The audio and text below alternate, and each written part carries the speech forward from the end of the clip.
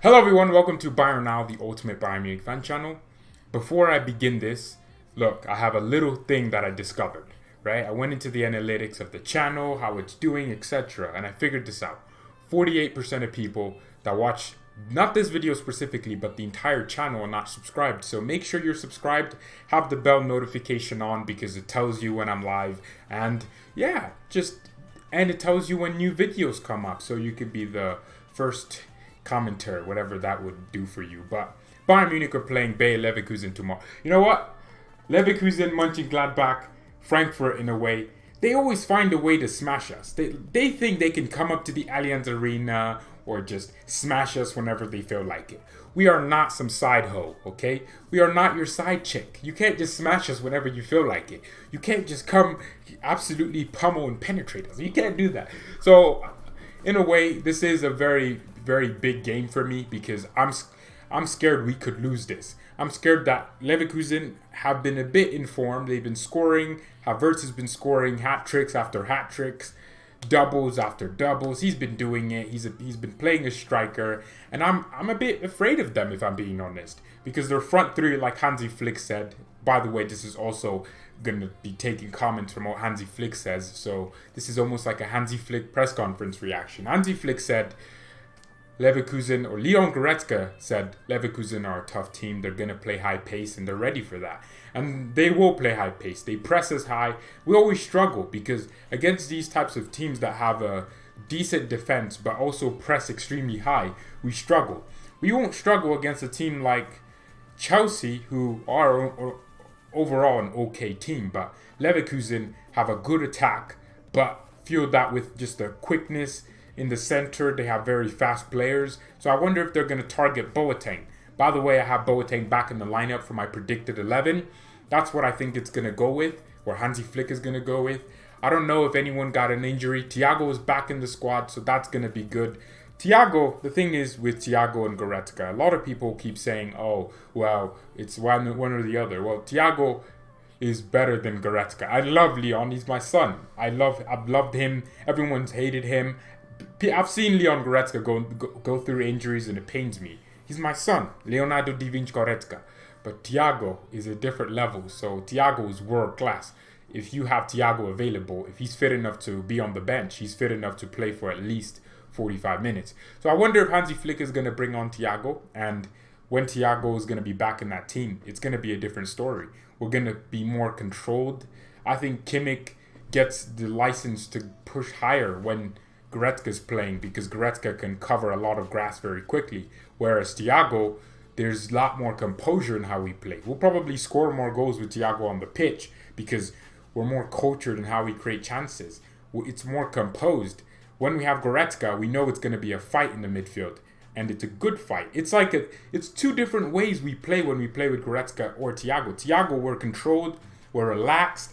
I can sit here and breathe when we're in the transitions, especially bringing the ball through the midfield. But when Goretzka's there, you know defensively we're going to have a real battle. We're going to have players pushed around. We're going to have headers won, etc. Whatever it is. Maybe it's a stupid way I'm seeing it. But Thiago, going to be fit on the bench. Is he going to play? Hansi Flick said it's going to be up for grabs because Goretzka and Kimmich have been doing extremely well. You can't just tell Leon Goretzka to be dropped and tell Thiago to come in after an injury. So we'll see. Man, we have some amazing problems. we have too many players that are doing okay right now. I mean, playing well right now. The only positions that I would say, oh, maybe let's change is Coman. Coman's gonna be in my lineup because who else are we gonna play? Yeah, Perisic, Coutinho.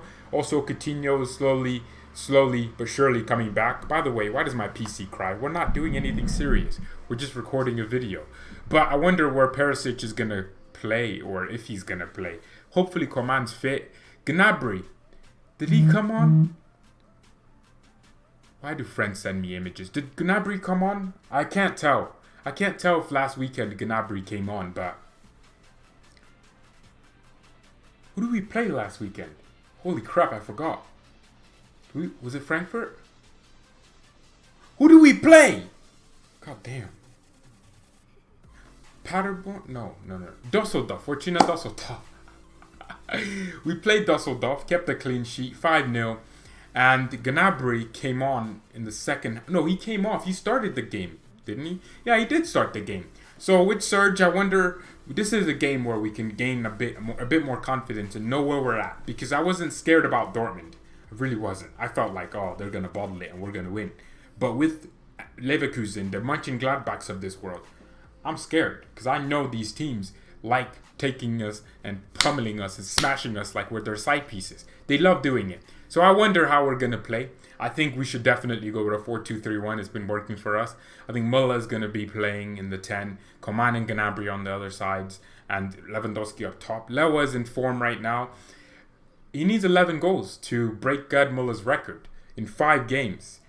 That basically means 2 goals per game. So if Lewa scores 2 goals tomorrow, he needs 9 in 4 games. And then if he scores, I don't see it happening. I think when it was 8 games or 9 games, you were like, he can do it. He can definitely score like 15 goals in this short time span and this, not being totally fit. But even at the beginning, Lewa wasn't completely fit. He wasn't Lewandowski. His touch was off. Everything about him was off. And then now you're starting to see the Lewandowski we know, the powerful striker. He's now influencing the game a lot more. Hence why I think we beat Düsseldorf to the way we did. And he played decent against Dortmund, just not good enough. I mean, if Lewa does score 2 goals tomorrow or a hat-trick or something, I can see it happening. If he scores a hat-trick, I guarantee you he'll want to break his freaking jawline and his body, and his hamstring is going to freaking just leave his body because he'll want that record. I mean, I think Lewa will beat that record. I'm going to genuinely say that now. The way we're playing and the way we're moving, Bayern Munich end up signing 2 players. God, Sané and Havertz, more chances are going to be created. The crossing situations that Coman gets in, think about the high quality chances Lewandowski will keep getting. He'll break that record easy. And think about it. This is Lewa's... Hansi Flick hasn't had a full season. So Lewandowski really hasn't seen Hansi Flick's full-on season where he's getting the chances. He's getting involved as much as he is, right? Has anyone noticed? Since Hansi Flick joined us or became manager in November last year actually. So it hasn't been a full season. So I think when we get the full season next season, and we've scored, like, this is the record number, like, goals that Bayern scored in the Bundesliga in 25 matches. The first 25 games for a manager. We've scored like 80. Come on, I can see us scoring like 120 goals and Lewa scores 40 of them. I can see it. I can definitely see it. So next season, Lewa definitely wants to break it though. Hansi Flick, I hope this is a game where he can use the youngsters. But what I did say was, the games where it was it was Fortuna Düsseldorf, Union Berlin, these types of games, I wanted us to use our youngsters. Use the bench. Because we have 5 substitutions for a reason. Use that bench. He didn't. I was really annoyed. But this game, I don't give a crap if Zagzi don't come on. I don't care. Because this is a much more important game. It's tougher. Say we lose this game. No, seriously, there's a chance we lose. Or draw. And Dortmund win against Hertha Berlin, who I don't think they'll win against. I think they'll draw or lose. Dortmund will get slapped up by Hertha Berlin. I think we'll see what level Hertha Berlin really is at against Dortmund. You look at that, and then all of a sudden, we are now 6 points. Our lead now goes to 5 points if Dortmund win. And then we have Mönchengladbach, who will want to destroy us like they always do. And then all of a sudden, your lead goes from 7 points to 3 points. So I think you have to be cautious in moments like this, especially when you know, we're 7 points clear. You have to keep a certain level of momentum. When Hansi took over, Bayern were 5 points or something, or 7 points. We were so far from the title. We were 5th, actually. We were 5th, losing to Frankfurt. We were having terrible games we won. I felt like we shouldn't have won. And then Hansi comes in. We're playing dominant. We're also getting good results. He lost 2 games in a row against Mönchengladbach and Leverkusen last season. And you're thinking, well, okay. And then we're still behind on points. Mönchengladbach were first in the table for a long time. For 13 match weeks in a row, I think. Or they were there for at least 5 match weeks. They were the team that I didn't think we'd win the title with Kovac last season. nor did I think we'd do it this season. But with Kovac gone, the way we've been playing, we're favorites for the Champions League, everything. I think Bayern do have something to prove, and this game is going to be really, really important. So the youngsters thing, yeah, Hansi, don't play youngsters. I don't care. I won't criticize you today because this is a different type of match. This is also a game where I feel Gnabry and Coman they need to be involved a lot defensively and offensively. We know Leverkusen have Leon Bailey, and they also have, who's that other guy? The short guy, the 5'7" guy, really fast. He's French. I don't know his name. They have these two fantastic wingers, young prospects. Man City want Leon Bailey, right? I think Leverkusen will want to win us. They want to beat us. Win us. They'll win us over. We're a girl, and they want to smash us like they always do. But they want to prove themselves. They want to do something against us. And I can see a situation where this could be a draw. But I'm going to be hopeful. I'm going to hope that the team does not get any if our team doesn't get any complacency in a time like this where everything points to us being complacent. I wouldn't be surprised if we started the first half and they concede a goal, because we, as strong as we are, I think when the team knows we've won the title, and Dortmund's director of football came out and said Bayern won the title, they're going to slow down. I can definitely see a situation where we slow down. So this is going to be a different game. It's going to be tougher. I think Leverkusen have the midfield. They have the Arangis. When they've played us, they always fight with our midfield, and that's how they always rescue a point or beat us, right? And we have to grind really hard just to get a draw or anything against them. They're going to make it very tough for us. It's going to be a cagey game. They have your Jonathan Taz. They're going to have 3 center backs on Lewandowski. They're going to have... The thing is, the wide areas, like I said, is going to be really important. Davies is going to need to be on his A game. So will Pavard. And if we don't have these players in top, like mental awareness, we could have a situation where Leon Bailey just skips through 3 of our players and scores a worldie. So I'm not into that. Hopefully this is a different game, but I would not be surprised if I saw a more cagey event. So yeah, it's happening tomorrow. God dang, I totally forgot. It's tomorrow, because I usually do them 2 days before the match, but I decided not to, because here's the thing. You do it a day before the match, you know that, these players are injured, these players aren't injured. And then the only injury you'll ever get is the one before the game. The warm-up games, so the warm-up ones. So I don't want to get a situation where I made a preview yesterday, and then the day after I hear Lewandowski's out for 6 months, and then I have to cry. Well, yeah. So, yeah, thank you everyone so much for watching. Like I said, we're closing in on 560 subs. Look, it's simple, right? Sharing the videos means that the channel gets seen by more people.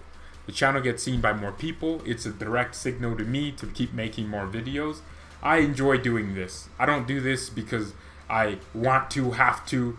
I do this because I want to. It's fun for me. I always felt like Bayern Munich needed this channel, BayernNow, where it's just a platform. This channel isn't even my opinion most of the times. I'm just reading the comments, and I'm just surprised how stupid some people and how smart some people are.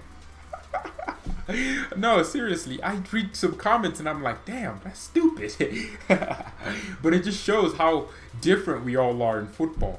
It shows how pulverizing and whatever you want to say, how much friction our opinions can have, how passionate some people are about certain topics.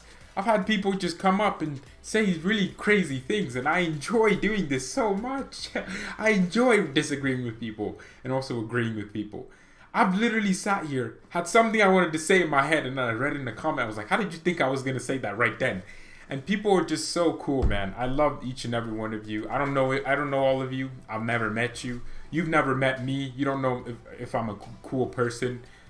You don't know where I go to school. You don't need to know me to know that this is a Bayern fan channel. We don't need to know each other on that level, right? We just watch the team that we love, and yeah, this is my way of saying thank you. But I need you to actually genuinely share it, right? It may be like weird, but I guarantee you someone's like, oh, this is cool, I'm a sub. And then for me, it's like, oh, you're actually doing it.